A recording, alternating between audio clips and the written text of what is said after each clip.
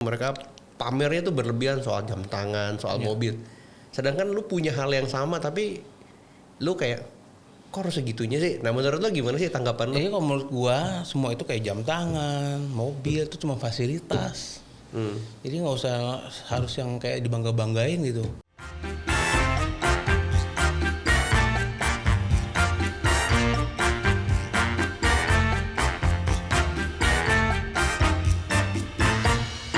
Halo guys, welcome back to my channel bareng gue Juli Explore. Hari ini gue ngadain podcast lagi dan tamunya spesial banget.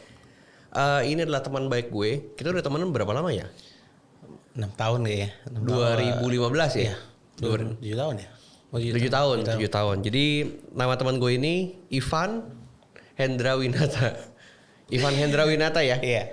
Jadi di podcast kali ini sebenarnya gue pengen ngomongin tentang sosial media yang dimana sekarang tuh banyak anak-anak tuh flexing, Ya. pamer, show off. Kenapa gue ngajak lu di sini? Karena menurut gue lu adalah orang yang tepat untuk ngebahas ini. Jadi kalau misalnya teman-teman nggak tahu, Ivan ini masih muda, sukses banget. Amin. Tapi tidak terlihat di sosial media kesuksesannya. Bayangin fotonya tuh lucu, dia bisa tiduran di belakang busway, di jalan tengah jalan. Jadi sesuatu yang unik menurut gua. Nah sekarang kalau lu boleh perkenalan diri gitu ya, lu tuh sekarang kerjanya ngapain? Biar teman-teman pada tahu. Ya kerjaan gua sebenarnya usaha keluarga ya. Jadi apa namanya dari oil minyak kayak tongkang, kita punya tongkang gitu ya, usaha keluarga. Nah itu kebetulan kita jalanin juga keluarga. Kebetulan adik gua yang jadi bosnya lah ya, penerusnya dari dulu bokap gua mulai sakit tuh.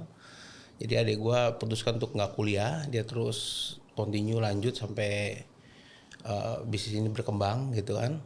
Nah terus udah berapa kali kita juga usaha udah turun, pernah menuju bangkrut, pernah bokap sakit gitu. Tahun berapa tuh? 2015 yang waktu kita itu mulai drop, jual mobil. Tapi gak kelihatan susahnya. Ya muka gua. Makanya dibuat gila aja gitu kan. Dibuat happy aja ya? Buat happy aja. Jadi orang kan gak tahu kita susahnya gimana gitu kan. Iya. Rata-rata kan orang kan kalau tahu kita dari sukses terus turun kan kayak mulutnya ya. Mulutnya seneng loh kan gitu. Pasti gitu kan. Kebanggaan keluarga juga begitu. Keluarga gua termasuk kayak gimana ya, menunjukkan kayak seneng gitu kalau emang hati orang tuh nggak ada yang tahu ya. Ya. Tapi ya alhamdulillah sekarang udah naik lagi. Semenjak itu ada ya Allah memberikan jalan ya waktu kita down itu. Nah di situ ada kita di ada orang terus ngajakin bisnis.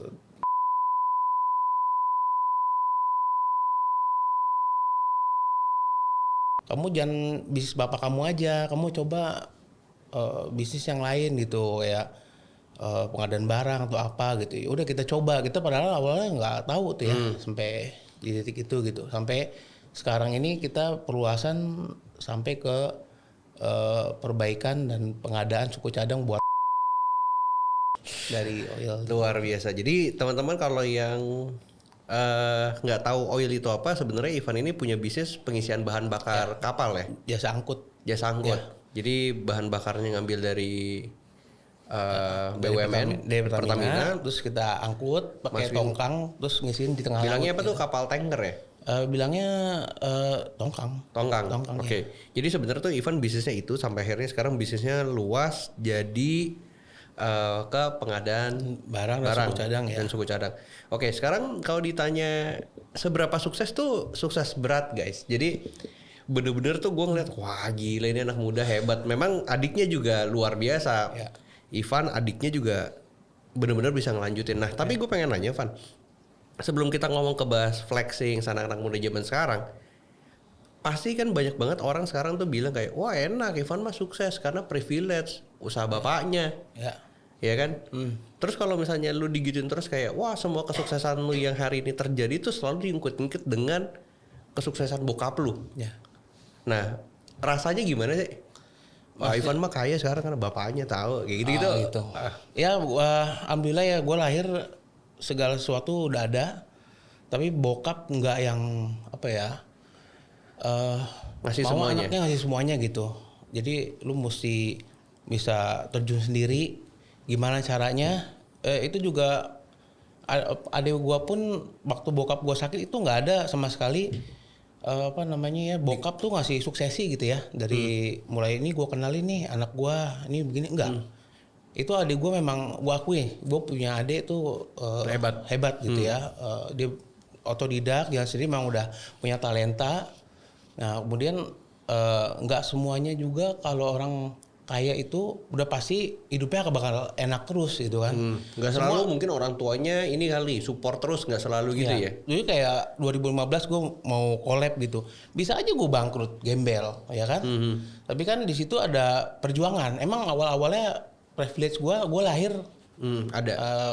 Udah segala mobil udah ada, tidur masih pakai AC, kamar bagus gitu. Tapi kan untuk continue kita punya karyawan banyak gitu kan. Gimana cara menghidupkan mereka karena mereka yang yang ada sebelum gua ada dan ikut bokap gua, gimana caranya supaya mereka tetap continue bisa makan sekolahin anaknya gitu. Jadi mungkin statement ini yang orang bilang untuk achieve sesuatu tuh gampang, tapi untuk mempertahankan dan mengembangkan itu tuh sulit ya. Sulit. Itu bener ya. Lebih baik kayak lu gitu.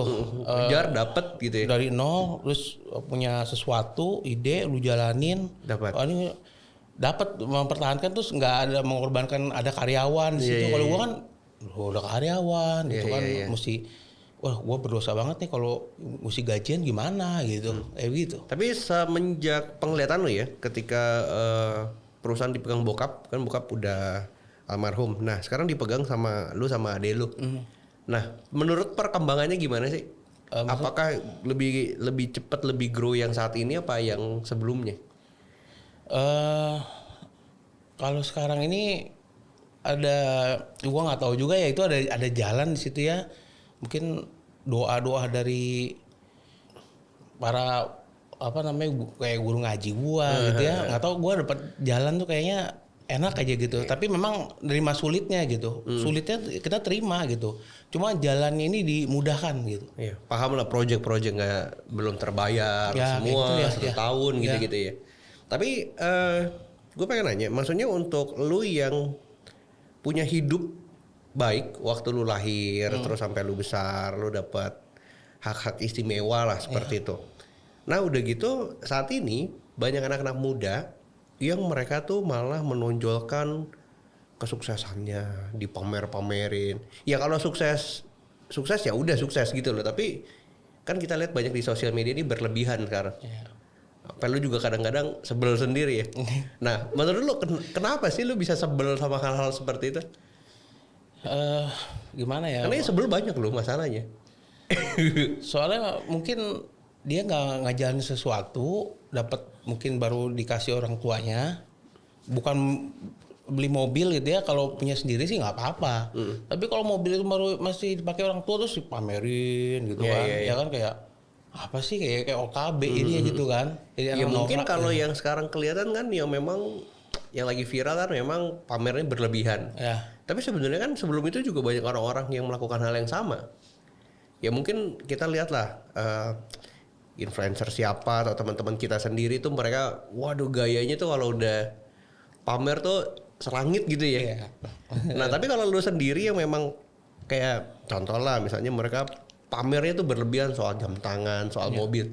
Sedangkan lu punya hal yang sama tapi lu kayak kok harus segitunya sih? Nah menurut lu gimana sih tanggapan lu? Jadi kalau menurut gua semua itu kayak jam tangan, mobil itu cuma fasilitas. Jadi nggak usah harus yang kayak dibangga-banggain gitu.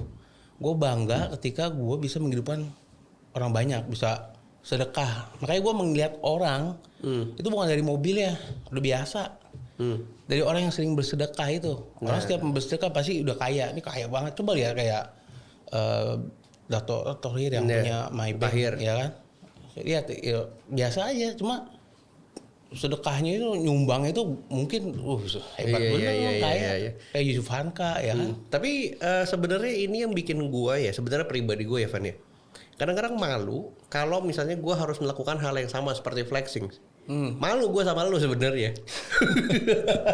Karena sebenarnya karena kan kita teman lama, lu lihat gue tuh dari nol kan, dari susah, dari kurus, nggak punya apa-apa. Terus kalau gue harus pamer-pamer tuh kayak malu gue. Masih ada orang yang lebih kaya, lebih sukses, lebih hebat, tapi lebih. Tapi nggak apa-apa. Maksudnya gue tahu perjuangan lu dari dia dari belum punya apa-apa lu. Maksudnya berani jualan tas di Singapura loh, itu di jalanan, bukannya di toko loh. Di jalanan. Gue tahu susahnya dia kayak gimana gitu. Itu sih nggak apa-apa, sah-sah aja punya. Iya, tapi akhirnya kan itu membentuk persepsi gue bahwa sebenarnya tidak harus seperti itu. Iya. Kadang-kadang mungkin gue ngelihat ya, kalau orang-orang yang flexing, yang pamer, mereka punya tujuan lain. Untuk ngikut ke bisnisnya mungkin. Oh, supaya pencitraan gitu. Nah, tapi masalahnya kenapa mereka seperti itu? Ya karena masyarakat Indonesia maunya yang kayak gitu. Rata-rata ya. Ya gue lihat di TikTok pun yang kalau uang, mobil, terus ngomonginnya duit gitu ya. Pamer, nah itu laku. Nah, menurut lu gimana? Maksudnya mereka kan flexing akhirnya untuk memenuhi permintaan pasar. Iya. Nah sekarang lu ada nggak sih kayak lu kepikiran tentang gimana sih harusnya nih masyarakat berpikir terhadap orang-orang yang di sosial media ini? Nah kalau gue liatnya nih, kalau Om Deddy smart people ya. Kemarin juga ada tentang podcastnya Om Deddy itu yang menarik. Sama Raymond. Raymond sebelum Raymond yang Dr. Ghazali. Nah itu bagus banget itu, lu mesti lihatnya. Jadi banyak di situ sekarang ini kayak yang justru yang menjadi pikiran seperti itu yang orang Indonesia laku gitu, yang laris gitu, yang dilihat gitu. Kalau nggak gitu percaya. Tapi yang mesti lu lihat tuh pekerjaannya atau belakangnya ini dari mana sih gitu. Lu mesti lihat lagi flashback. Real nggak nih? Gitu. Ya real nggak nih? Nipu nggak nih? Kan semua banyak tuh kayak nipu. Apalah itu Iya. Apa namanya binomo apa? Iyalah. Kayak, sorry nih. Nggak apa-apa kan emang udah kebuka juga. Tapi lihat latar belakangnya kayak kalau Iyo misalnya ya mau pamer sih, maksudnya bukan pamer sih ya. Kebanggaan dia lah, dia bisa membelikan ini gitu. Tapi lihat latar belakangnya, usahanya nipu nggak? Usahanya kalau misalnya usahanya real? Banyak orang yang real, banyak orang yang terselamatkan, misalnya ikut, apalagi lu lebih mulia mungkin ya, lu bisa mau bantu orang supaya dari desa yang tadinya nggak lu di kota daripada lu pengangguran, ini lu ke desa aja tuh konsepnya bagus banget lu. Lu bisa ekspor barang-barang yang ada di komunitas di desa-desa itu bagus menurut gue. Nah kalau udah jelas kelihatan dari situ ya kenapa enggak menurut gue gitu. Jadi mesti smart lah, lu lihat-lihat dulu gitu. Jangan main asal apapun juga, jangan main asal telan. Oh untung bisnis apa gitu. Menurut dia untung, tapi lu mesti lihat gitu. Pakai logika juga. Tapi kan netizen atau masyarakat kita kebanyakan maunya gitu. Nah itu. Maunya kaya cepat. Nah itu. Ngepet juga ada, ngepet aja punya tuyul enak banget gue ya. Iya ya kan sekarang banyak banget yang jadi kan sekarang kita tahu ya banyak fenomena sultan. Ya lo aja kalau dibilang sultan kan sebel kan. Iyalah. Iya bukan sultannya apa namanya Bolkia aja nggak ngaku sultan gitu kan. Kita ya kadang baru punya gitu, malu gua kadang. Apalagi kan sekarang fenomena ini sultan ini jadi kecil skopnya. Dulu kan Indonesia, sekarang Bintaro. Iya sekarang nggak ngerti gua. Jadi kalau misalnya saat ini mereka ngeklaim sultan gitu ya, akhirnya dengan flexingnya, dengan pamernya, kan banyak orang-orang yang akhirnya tetap percaya. Nah kan lucu, maksudnya netizen Indonesia nih kok masih percaya ya? Lu tuh gemes nggak sih kayak lihat-lihat kayak gitu? Ya gemes gitu. Tapi memang mungkin dia ini kali nggak pengen kerja, tapi pengen duit cepet terus sukses. Nah itu nggak ada. Mungkin gue beda generasi kali ya. Kalau gue tuh generasi gue, lu kerja, lu giat, dapat duit, kaya. Kalau sekarang mau diem aja, ngongkong kaki, minjem duit, masukin duit ke aplikasi kayak nggak ada. Nah kalau aplikasi lu tuh oke lu, maksudnya lu belajar, edukasi. Tapi kan tetap dia harus turun ke lapangan belajar. Itu yang benar, maksud gua. medianya udah ada, terus wadahnya udah ada, perkumpulannya udah ada. Iya, nggak judi, bukan uang taruh uang. Bukan taruh uang. Konsep, nah itu mesti dilihat juga. Oh begini ya. Jadi pola pikir dulu gitu. Tapi kalau nanti tiba-tiba ada yang komen misalnya di video ini, ya mungkin Kak Ivan ini kali nggak ngikutin perkembangan zaman, nyari duit udah gampang sekarang lah. Lu setuju nggak? Nyari duit tuh gampang sekarang. Setuju. Karena di zaman gua nggak ada tuh Google. Sekarang kayak Raymond kemarin si Raymond Chin tuh bilang tuh, sekarang udah ada medianya, semua udah lengkap gitu kan. Mungkin zaman kita belum ada TikTok, zaman gua belum ada TikTok loh, ya kan. Jadi untuk viral itu dagang sesuatu tuh susah gitu. Gitu. Kalau sekarang gampang. Sekarang gampang, asal trust. Yang penting ilmunya cuma jujur aja. Berarti sekarang makin susah dong buat netizen atau masyarakat yang mengkonsumsi sosial media untuk membedakan mana yang asli, mana yang real, mana yang bisnis bohongan. Jadi susah. Itu tapi by time bakal bongkar. Kan sudah terbongkar. Kan sudah terbongkar. Tapi masih tetap banyak yang percaya loh. Itu karena apa terdoktrin, common sense-nya, akal sehatnya udah rusak. Kan dapat maksudnya, enaknya bisnis ini bisa kaya, kenapa gua enggak gitu. Jualan itu ya doktrin itu loh. Jadi mungkin ya, jadi kelihatan orang ada wujudnya mobil, kita nggak tahu awal-awal mobil minjem apa kita juga nggak tahu. Tapi memang sekarang kan yang kita lihat gitu ya, bisnis itu jadi banyak yang nggak real. Sekarang banyak yang nggak real. Money game kita tahu, scam ini kan ditipu lagi. Waktu itu dulu ada namanya GCG lah, apa MMM lah, ketipu lagi. Terus ada lagi yang baru ketipu lagi. Artinya kan netizen atau masyarakat emang nggak pernah belajar. Iya. Kalau misalnya kayak gitu, bilangnya apa ya? Kita kan harus edukasi bahwa lu bisnis yang bener-bener aja, yang real aja. Iya. Nah kalau misalnya kayak gitu, yang edukasi harusnya mesti dari pengusaha-pengusaha yang real kayak lu. Ya. Tapi menurut gue ya, yang namanya ketipu ya gue itu namanya pembelajaran. Gue juga pernah ketipu dengan era yang berubah-ubah tuh, gue pernah ketipu bukan sering tapi pernah. Waduh, gue rugi nih segini, wah gue ditipu orang ya. Bisnis macam gitu juga.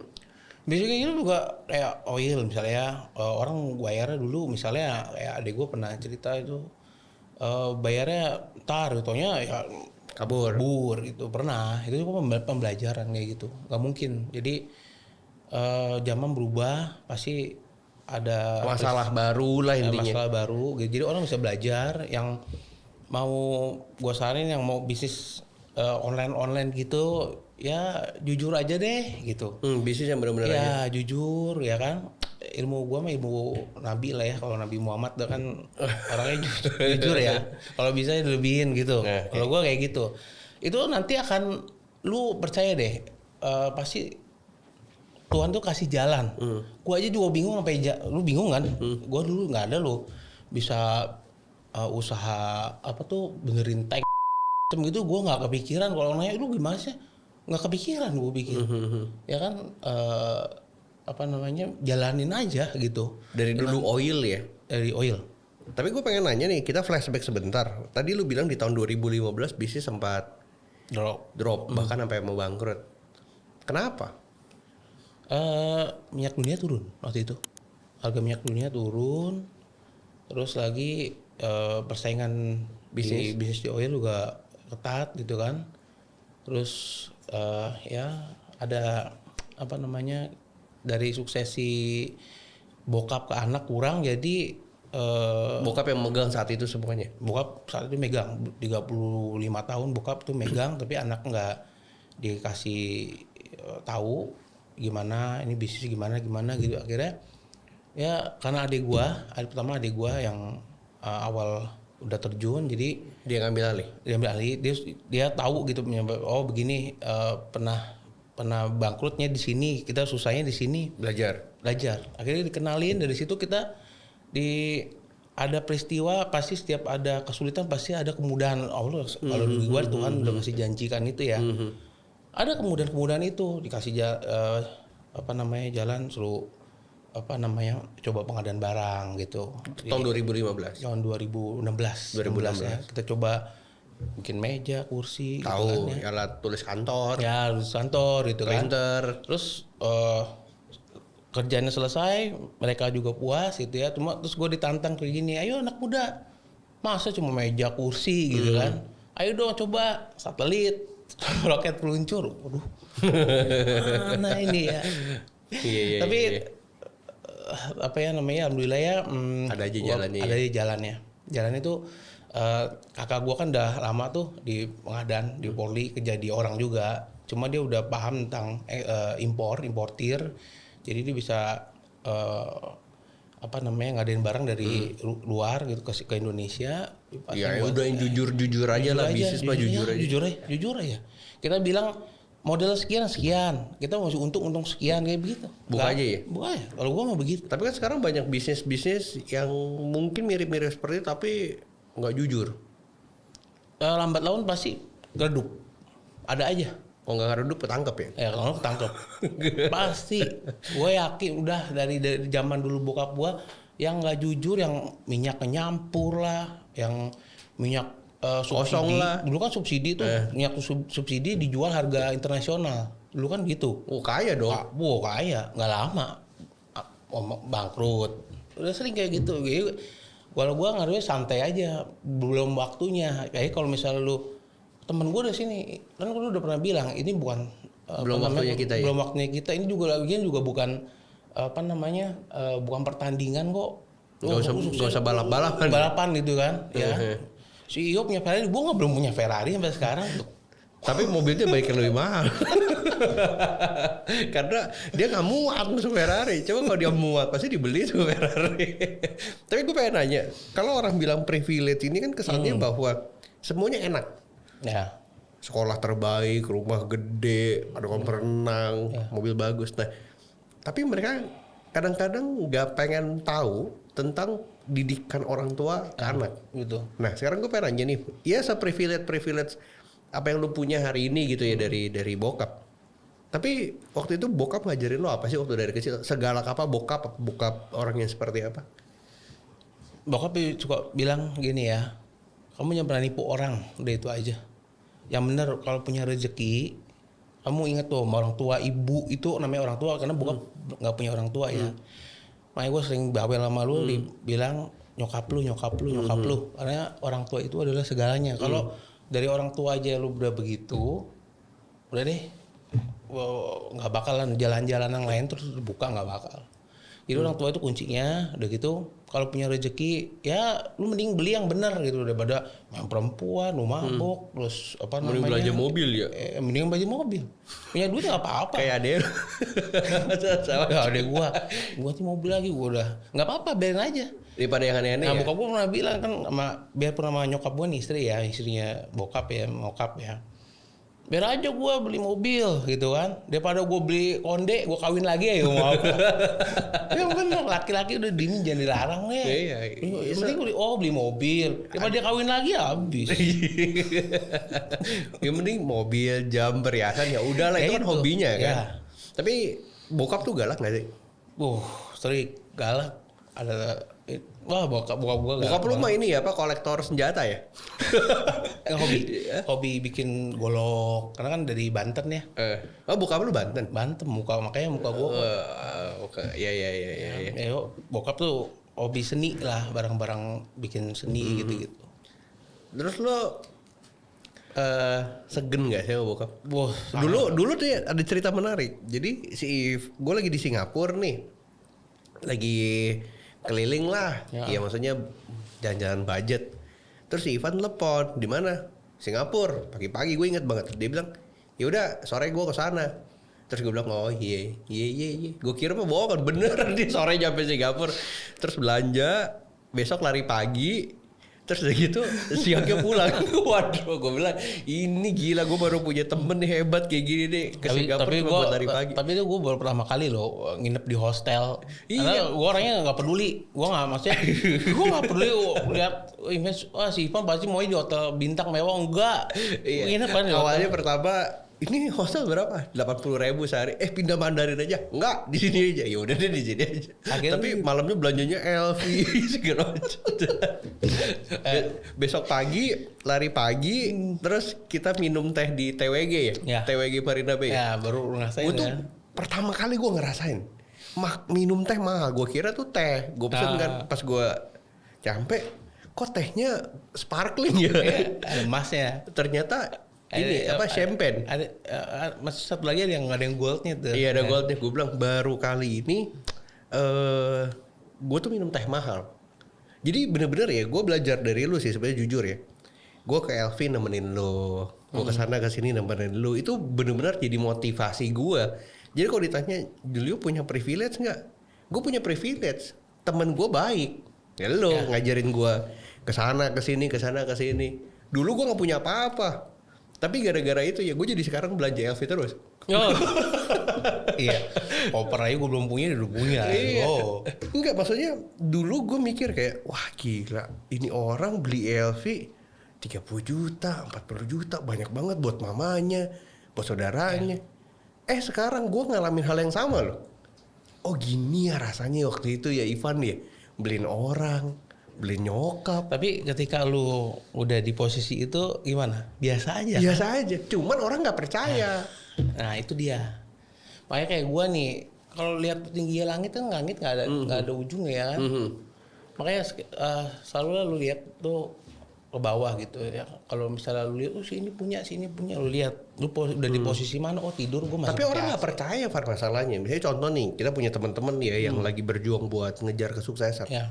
Kejar misalnya punya mobil supercar, terus gue bilang jangan dikejar betul. Karena belum gini, lu pasti rasanya bakalan biasa aja itu kalau dapet.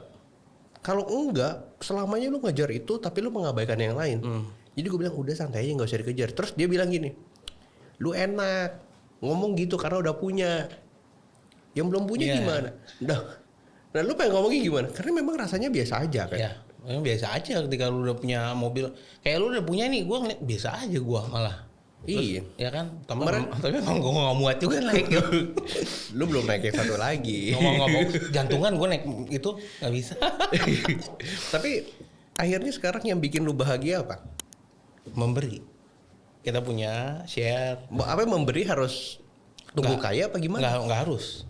Kebaikan kita, ngajak orang yang menuju jalan yang benar itu membuat amal zahirah bokap gua yang udah meninggal itu terus sampai ke bokap gua nyampe. Jadi itu suatu kebanggaan. Jadi nggak sih itu nggak harus uang banyak, nggak harus dari doa. Ada yang susah kita bawain barang gitu itu udah. Ada yang curhat lu dengerin. Ya sering curhat sih bener. Yang gue jomblo curhat nggak ada. Nah kalian teman-teman kalau yang nonton bisa langsung di DM ya Instagramnya Van Den Han. Ini jomblo nih guys, jomblo menua. Sian temen gue. Apalagi pandemi ya, mau nangis deh. Udahlah nggak apa-apa lah. Ada jalan. Abis podcast ini ada jalan. Amin. Tapi gue pengen nanya lagi ya, maksudnya kalau misalnya itu kan dari bokap. Nah kalau nyokap lo orang yang kayak gimana sih? Yang ngedidik anaknya seperti apa sih? Nyokap tuh lebih ke santai ya, kalem ya? Enggak juga, maksudnya nyokap tuh lebih ke perhatiin makan anak gitu, lebih rumah, lihat apa yang nggak benar gitu dari ngurusin pembantu apa sih itu. Jadi bokap tuh memang benar-benar kerja keras banget. Nyokap yang jagain rumah. Jadi kita tuh ketemu bokap tuh seminggu cuma 2 hari, selang-seling. Jadi bokap pulang besok pulang gitu. Bokap tinggal di Tanjung Priok. Di Tanjung Priok dulu. Lu? Gue di Bogor. Oh lu di Bogor. Jadi bokap tuh ngasih lihat ke anak-anaknya bahwa gue ini ke Jakarta bukannya mau nyari kawin lagi atau gimana, enggak. Gue benar-benar kerja gitu. Gue ini benar-benar kerja keras. Terus balik gue pasti bawa sesuatu buat nyenengin anak, nyenengin istri gitu. Tapi gue pernah baca satu cerita kalau misalnya anaknya orang kaya, bapaknya mungkin belum tentu kaya. Ya, atau kalau bapaknya kaya, pasti kakeknya nggak kaya, belum tentu kaya. Jadi pasti ada ujung yang dimana tuh miskin. Iya. Iya kan? Nah bokap lo anak orang kaya bukan? Enggak, bokap gue real. Orang susah nggak punya orang tua. Jadi papa-papanya nggak ada? nggak tahu bapak sama ayah, jadi dipungut. Oh dipungut. Dipungut sama orang Padang. Nah di situ bokap digedein, dibesarin. Nah bokap tuh orang tuanya banyak, jadi si A si B siap orang tua angkat lah. Ya orang tua angkat. Jadi makanya bokap sering ngasih tahu setiap ada orang tua, meskipun tuh bukan emak bapak lu, terus dia nasihatin lu. Lu harus bilang terima kasih Pak, Om, Tante, nasihatnya. Lu aminin. Itu soal orang tua. Lu senengin dia meskipun dia bukan orang tua lu ya. Makanya gue nyontoin. Ya kan nyokap gua. Gue anggap nyokap lu tuh udah orang tua gua. Suka ngasih wejangan, oh iya Tante. Iya, bawain makanan, bawain jeruk. Ya, aminin doanya. Setiap apa itu aminin. Jadi dari doa-doa orang tua itu yang kadang-kadang jalan gua kebuka nih, ini nemu nih gitu. Tapi bokap apakah dikasih hak istimewa sama orang tua angkatnya nih, lu bisnis ini enggak ya? Bokap pernah jaga patung di Bali.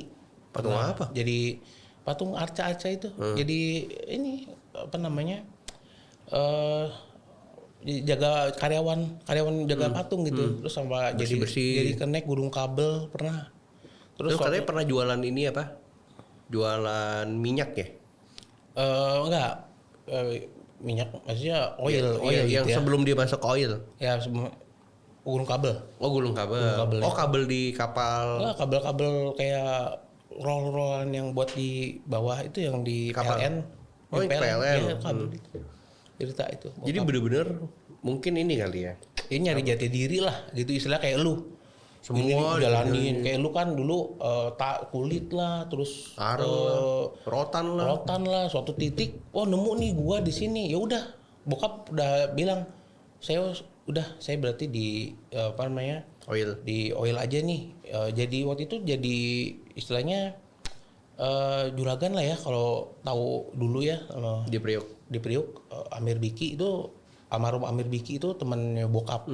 Jadi bokap di situ diangkat jadi juragan, jadi kayak manajer lah istilahnya, untuk megang kapal itu.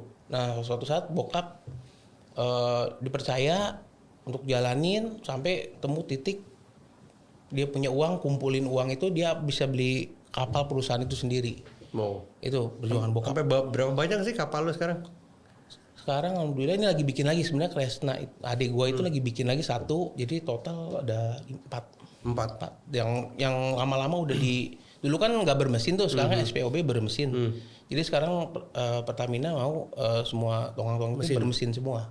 Jadi Kresna bikin lagi tuh. Jadi bokap di situ ngajarin kalau misalnya nggak ada yang namanya cari duit itu gampang. Nah susah ya. Iya susah, dulu bapak susah gini.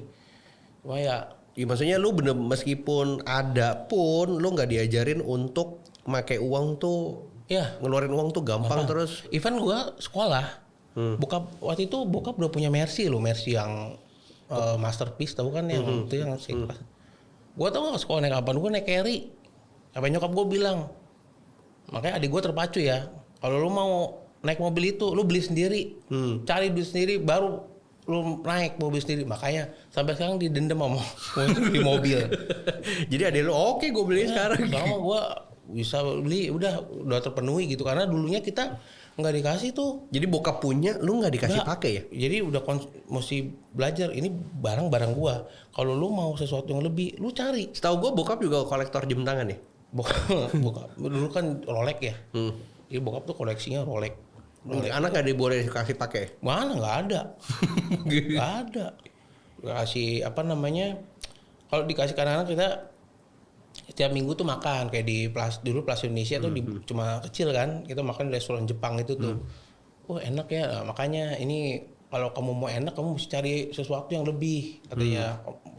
Kerja keras baru bisa nih makan. Enak kan begini? Apa mau makan yang di luar itu beda katanya. Jadi bokap pernah ngajarin itu. Tapi keras gak sih? Sekeras apa? Pernah digebukin kau kalau lu bandel gitu? Werotan. Jadi gua sama bokap tuh bukan takut, jadi segen. Ya. Jadi orang tua yang sifatnya disegeni.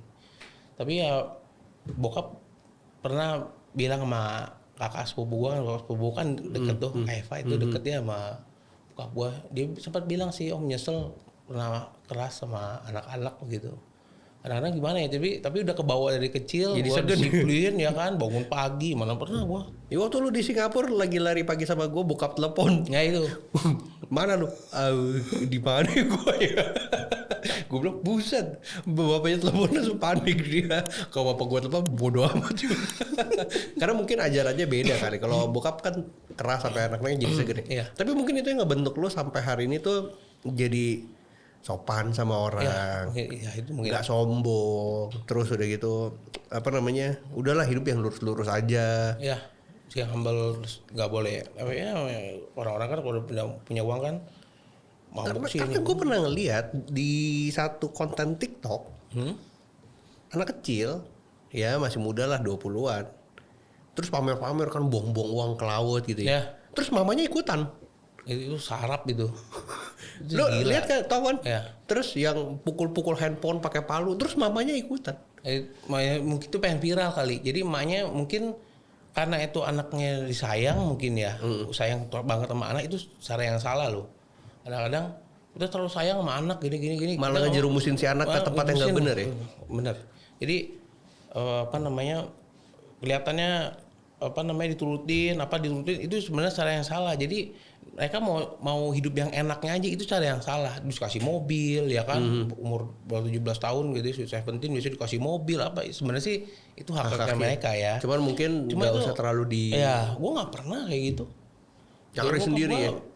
Mau kayak gitu cari sendiri. Bokap gue kan kayak nyokap gue apalagi kan, jangan banyak nuntut ya jadi anak ya, belum bisa nyari apa-apa lu. Udah selesai emak gue, mama COD.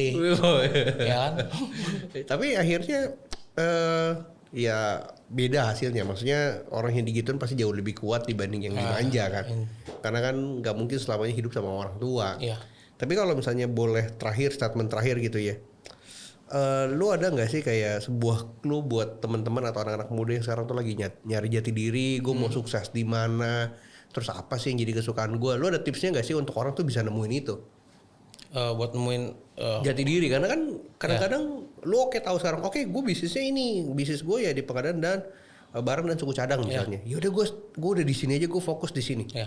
Pokoknya kerja lu gitu aja terus kan. Tapi kan nggak semua orang bisa tahu dia mau kemana dan dia mau jadi apa. Nah lu ada tipsnya nggak?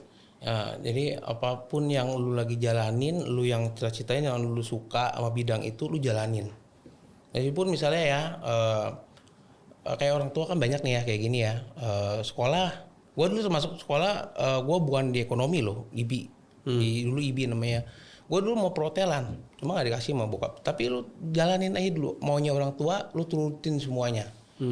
Apalagi yang udah punya usaha nih misalnya nih, kadang-kadang kan ada anak, gue mau usaha ini, usaha orang tua ditinggalin, itu bagi gue kualat. Karena yang hidupin lu dari kecil sampai makan sekolah itu dari situ. Banyak loh orang tua punya bisnis apa anaknya nggak mau ngelanjutin. Itu jalanin dulu kayak Kresna ya, misalnya kayak adik gue ya, gue gitu ya, jalanin aja dulu. Nanti lu once mau gimana, lu punya uang sendiri, lu mau bikin bisnis baru, lu bikin. Tapi yang bisnis ini jangan lu tinggalin. Paham. Ya. Padahal karena kita keluarga hidup semua dari situ. Ya, hidup dari situ. Nah buat yang kayak lu, kayak lagi nyari jati diri, lu jalanin aja dulu, lu keliling kemana, lu kan masih muda ya, umur masih muda, kayak Jack Ma bilang lu umur cobain berapa, aja semuanya. Jalan semuanya aja, mau coba jungkir balik, yang penting halal. Nah terus jujur, cuma itu aja. Gue kuncinya cuma itu aja, nggak neko-neko. Gue pengen ini jalanin aja dulu. Kalau lu jalanin, pasti nanti duit itu datang sendiri. Gak usah lu cari. Jangan gitu dikejar-kejar ya. Nah, ini nggak dikejar-kejar, kita mesti ngejar. Nih malah ketipu semua. Ya malah ketipu semua yang ada, jual rumah, jadi pinjol ya kan. Diri lah, iya banget. Perlu kayak gitu. Oke, berarti konklusinya adalah kalau misalnya teman-teman yang memang orang tuanya udah punya usaha ya, yang udah punya privilege dan ternyata kita nggak suka dengan usaha itu, ya bukan berarti ditinggalin ya. Jalanin dulu aja. Jalanin dulu, suka nggak suka, jalanin karena kita hidup dari situ. Ya, kita hidup nah dari pas situ. Itu udah besar, punya uang, baru kita bikin bisnis yang kita suka. Tapi kalau yang belum punya, cobain semuanya. Cobain semua kayak bokap gua. Hubung kabel ini, yang penting halal. Yang penting halal. Cobain semua sampai akhirnya nggak mungkin lah kalau kita nyobain semua nggak ketemu apa yang kita suka kan. Tapi yang penting tuh doa ibu. Wah, ibu tuh kunci. Iya, gue ngeliat nih Ivan tuh kalau misalnya belanja gitu buat siapa, nyokap atau siapa, wah di situ terpacu gue. Makanya sekarang nyokap punya tas lumayan banyak nih. Bagus, itu bagus. Mobil nyokap, semua. Bukan ya cewek nyenengin ceweknya boleh lah. Tapi ibu mesti lebih senengin dulu, lebih mahal. Iya, mobil, rumah, tas semua udah harus disiapin kan. Ya udahlah, kurang lebih seperti itu podcast kali ini. Semoga ini jadi sebuah manfaat dan pelajaran buat teman-teman semua bahwa kalau mau sukses nggak harus privilege orang tua ya. Bisa mulai dari nol ya. Tapi kalau yang udah punya hak istimewa dari orang tua, ya harus dikembangin lagi. Dipertahankan dan dikembangkan, karena itu hal yang paling susah. Ya oke lah, kurang lebih seperti itu. Thank you Eva udah datang. Dan buat teman-teman yang udah nonton, jangan lupa like, comment, subscribe, dan follow juga Instagramnya Ivan Van Den. Nggak ada apa-apa, bikin malu. Ya ini orang sukses yang humble banget guys. Ya udahlah, kurang lebih seperti itu. Thank you Ivan untuk datang. Thank you. Bye bye.